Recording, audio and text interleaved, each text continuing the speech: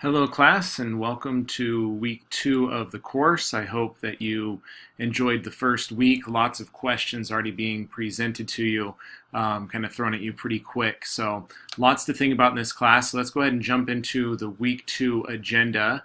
And the weekly theme for this week I've put here is reality. And so really what's going to be thought through this week is the concept of reality and the way in which we view reality. And that's going to incorporate our cosmological understandings, right? Where did we come from? Why are we here? What is the purpose of living? What is the purpose of life? These are the types of questions that are really going to be addressed throughout this week in a variety of ways. So a quick overview of the week, which I like to do each time we meet and have these quick lectures, is you have 3 chapters to read out of Ross, which I'm going to do a very brief mini lecture on in just a moment.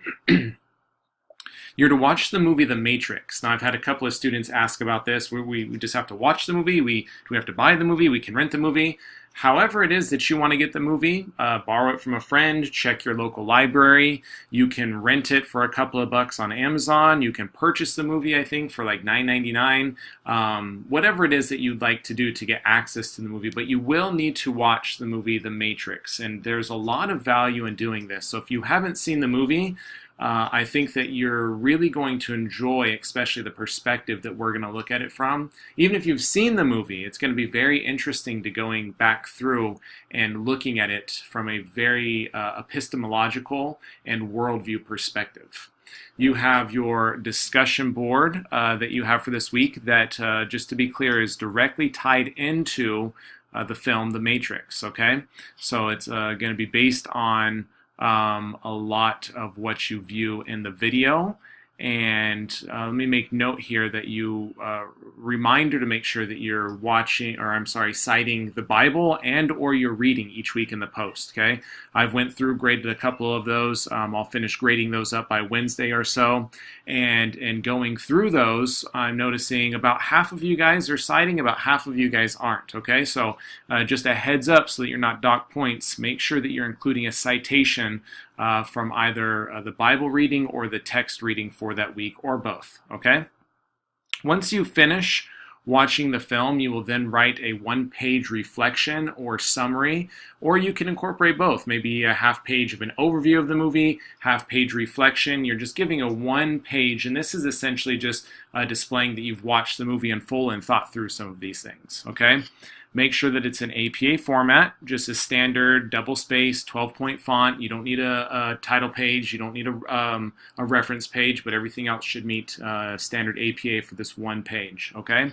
You will then include that as a Word, doc, or PDF attachment to your post. Okay, so don't copy and paste it, just upload it to your main post as an actual attachment. Okay, just so other students in the course have access to seeing your perspective on watching the film. Okay, and then what we're going to get into after that this week is utilizing your discussion post and movie reflection summary, and following the provided paper template, which I'm going to talk about. It's provided for you, so make sure you use that. I'm trying to help you guys out, making sure that you're adhering to APA format, so I've provided a template for you. You're going to develop the first component of your integration paper. Now pause right here really fast and just listen very carefully to what I'm going to say. This whole course works towards you working toward a robust and multifaceted worldview paper. And we are going to break that down in a couple of different parts. If you've went through the course and you've looked over it, you've looked at the syllabus, you've already seen this. And so the way that we do that is we chunk it down into a couple of smaller papers. So this is going to be the first paper that you're going to put together. We kind of see it as the cosmological portion of it, in which you're going to answer certain questions and you're going to then write up a paper on that. At the end of the course, you'll combine all of these papers to give all these different areas pertaining to worldview and epistemology, so you'll have a final work, okay? So know that these are all working towards a larger paper. Just want to make sure that was really clear, okay? And there's going to be 4 main sections that you're going to address in this paper. And I'm going to come back in a little bit more detail and address that a little bit more in just a second as we go through in a little bit more detail looking at what you have this week. So jumping down in a little bit more detail, the readings, you have 3 chapters out of Ross. And with that, let's go ahead and jump into the mini lesson that I have in addressing these 3 chapters, okay? So let's go ahead and go here and bring it back to the beginning here. Week 2. Ross, chapter 7, 8, and 9. I'm not going to overview and detail all of the chapters. You will spend plenty of time going through, reading through that information. But these chapters out of Ross really are addressed at helping the reader, the one who is reforming or reshaping or continuing to shape their worldview and understanding the cosmos with a proper and biblical worldview. Now make close note of these 2 words here, a proper and biblical worldview, okay?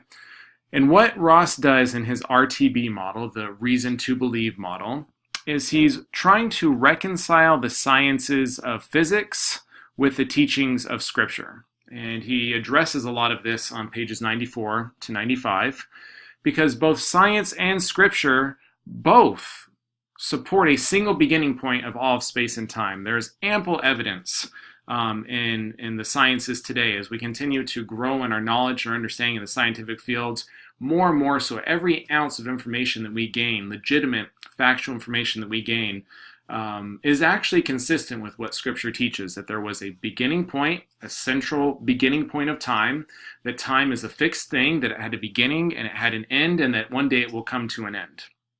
One day time will cease, it will run out, space and time, and the combination of the two will one day end, and the reality as we know it will change. And this is actually very, very consistent with Scripture.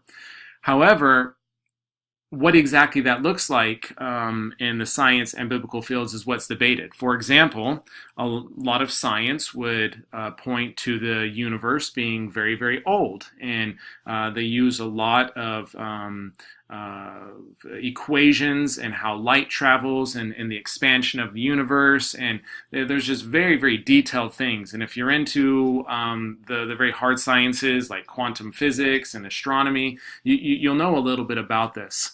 But what reason to believe is trying to do is trying to reconcile these.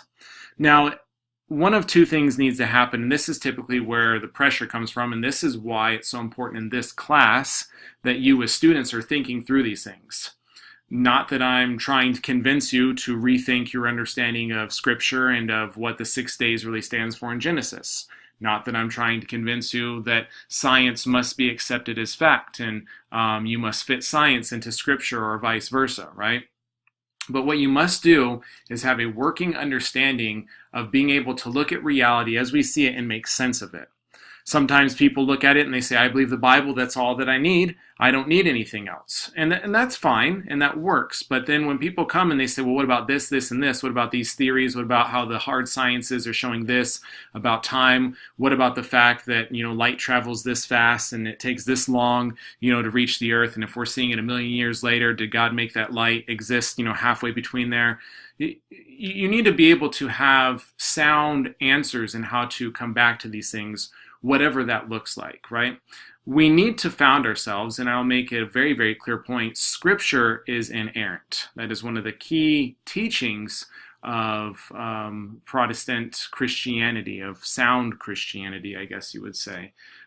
Scripture is absolutely inerrant. So if there's something inconsistent to what we're seeing in reality, what we're seeing in Scripture, either we're interpreting Scripture wrong or we're interpreting reality wrong, right? And that's what Ross is trying to do here. And again, it's not that you must believe exactly what Ross believes, but you should learn from Ross and what he's done in trying to reconcile the two, because that's the biggest thing really to gain out of Ross's book, especially in chapters 7, 8, 9, which are extraordinarily interesting, okay? Christians must be aware of the scientific discoveries taking place at a rapid pace in the areas of astronomy and quantum physics. I just talked about that. But remember, these are advancements, not facts. It could be that we're very flawed in our understanding, right?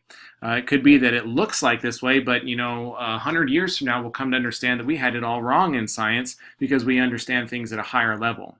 It also could be that we're not viewing Scripture correctly when it comes to certain time frames, right? But we need to be aware of those discrepancies, and we need to be able to reconcile those discrepancies so that we have a consistent worldview as we look at this world through a biblical lens, right? We don't want it to be at odds. We don't want to say, I see some things biblically, but I see some things scientifically. That doesn't make sense. We must see all things from a biblical lens and from a biblical worldview. One of the biggest things that Ross discusses in chapter 7 and also in 8 and 9 is that everyone all across the board agrees how unique the earth is, how perfectly fit for human habitation it is. And that's one of the bigger things he uses as kind of an apologetic standpoint, is the uniqueness of the earth. Ross, being a Christian, says that's because God designed it so perfect. The atheist or the person who is maybe theistic evolutionist would look at it perhaps from a perspective that it's just very bizarre and very unique, and we just got so lucky that the earth evolved the way that it did. And that's something that needs to be very, very clear, that we need to make sure that we see this uniqueness of the earth, where one who doesn't believe in God thinks it's just a chance.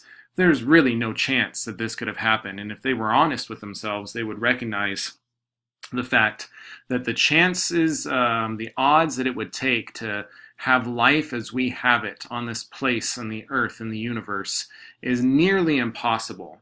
But if you could put, there's a 1 in 10 trillion, billion, zillion chance that it's possible, that gives some people maybe to hope on to the fact that maybe there wasn't a God behind it. But all of the evidence really points to a creator, and this is what Ross is really trying to account for in these chapters. And it gives more assurance to those who are believers of Christ and who are Christians, that there's more evidence for God than there is against God when we really look at it through the proper lens. And so these chapters should expose you to RTB's model of reconciling the information.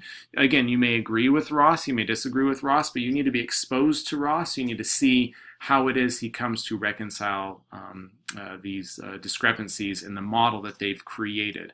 You will be looking at quite a few different models, and that's the whole point of this class, that you get exposed to it, okay? So you may agree, you may disagree, but you must create your own working model, and you must support it, right? You must be able to support your own working model of how you are viewing reality and how you are viewing it from a cosmological perspective, okay? Next, you have the movie The Matrix that you're going to be watching, and anyone or everyone who's seen this knows that The Matrix really presents a very religious or philosophical worldview. And some have argued that it's very Christian if you look at it some way. Other people argue that it's very Platonic, or the philosophy of Plato, how they view it. Other people say, no, it's from a very Gnostic or a Christian heretical perspective. Or some say, no, it really seems very Buddhist in what it's portraying. But you need to watch it from a worldview perspective. And here's what you need to do with the information after you've watched the movie. I would advise taking notes as you watch the movie. It'll help you kind of track ideas and thoughts as things kind of come to mind. Just pen and paper and jot down some notes as it goes on, especially in light of these assignments you have pertaining to the movie. So, first one is, once you watch the film, you'll then write a discussion board post of 250 words, and you'll respond to 2 classmates, 50 words each, discussing the major cosmological, anthropological, and other worldview claims of the movie. So what does the movie claim about cosmologically, about reality? What does it claim anthropologically about man and human behavior? And any other worldview claims that you see in the movie. So definitely addressing cosmological and anthropological, but any other worldview claims that you see. And second, how the Bible confronts or confirms those claims. So do you think that it's putting forward a worldview message that is consistent with Scripture, or do you think it's very, very much against Scripture? And it's interesting. It's always interesting when I teach this course to see, it's usually about half and half. Half say yes, the other half say no. And so it's interesting to see your own particular worldview about the claims that you make in watching it. Once you finish the film, you'll then also write a 1-page reflection or summary of the Matrix film, and you'll include it as an attachment. We talked about that, right? So make sure that you write out this 1 solid page of a reflection summary Not a lot of guidance or structure because you're literally just summarizing the movie and reflecting on the movie. If it was me and I was given this assignment, I'd write a half-page summary and then a half-page reflection. Nice 1 or 2 paragraph summary, nice 1 or 2 paragraph reflection. That's probably the easiest way to do it, so just keep that in mind. Then, after you've completed these assignments, your discussion board post and your reflection, utilizing these two, the information you put forward in your discussion board post and your reflection are going to help you in the writing of this paper. You will then complete the first component of your integration paper. Now there's 4 parts and I've listed them here, but just for the sake of clarity, let's jump back here to this and we've addressed that. I've given a link here to access to the matrix through Amazon if you need it. But here is the cosmology reflection paper or your worldview paper part 1. Here's the template that I've given you. Let me open that up really quick actually. See if we can get that opened up here. Nope, that's not working. That's not opening up. Give me 1 second while this loads here. Okay, so what I've given here in this paper is just a blank template for you to go back and fill in. So title of the paper, whatever you want to, you can worldview paper number 1, however you want to do that, your full name, California Baptist University, this would stay the same. I've given the running head up here, which this is a shortened version of your title. So you could put worldview paper number 1 up there, but if it's a long title, make sure that you kind of shorten it up a little bit. Second page will give an abstract. If you don't know APA, you need to make sure that you figure it out really, really fast.